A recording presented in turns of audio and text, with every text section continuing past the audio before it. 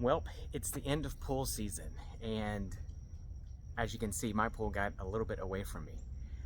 Today I'm going to show you how I drain my pool. It's really quick and simple, and there's a piece that you get with your pool that if you're not using it, you will after this video. So as you can tell, my pool had a little bit of a algae bloom. I've started kind of knocking that back so that I can drain it and I don't have to really worry about too much cleanup afterwards. So on these types of pools, there are two main drain holes that you can then use on opposite sides of the pool.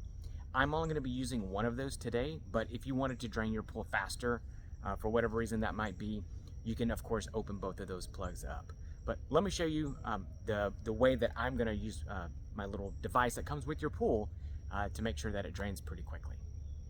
All right, so I'm on the side where my pump is located, and this is where one of the drain holes are located.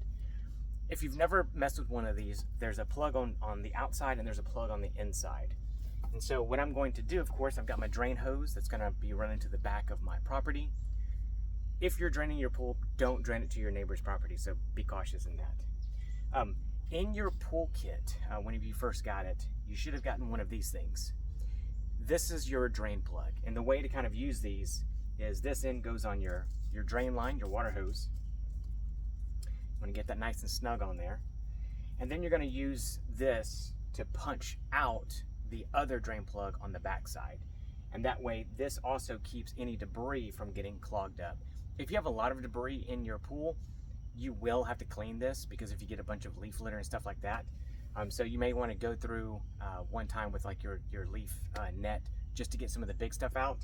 But if it'll fit through this hose, then you're usually pretty good, okay? So we're gonna unplug this side, okay? And then we're gonna have to punch this in and turn it to get it on there, so you might get a little bit of a leak.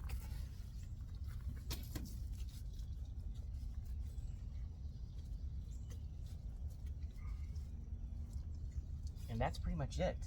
So I've got a little bit of a leak here, but because I cross-threaded it, getting it in there. Once you get it on there, you're good to go. As you can see here, I don't have any leakage anymore. Just gotta be careful not to cross-thread it. There's not enough pressure that you can't pop it out and push it back in, which is the nice thing about this. So this is something I'm just gonna let sit and drain. What I am gonna do is I'm gonna go ahead and start sweeping the pool, get everything churned up. Make sure you turn off all your pumps and everything like that. If it's really dirty, sweep it once in the morning, sweep it a couple hours later as the water level drains, and that'll get out most of the stuff through your hose, okay?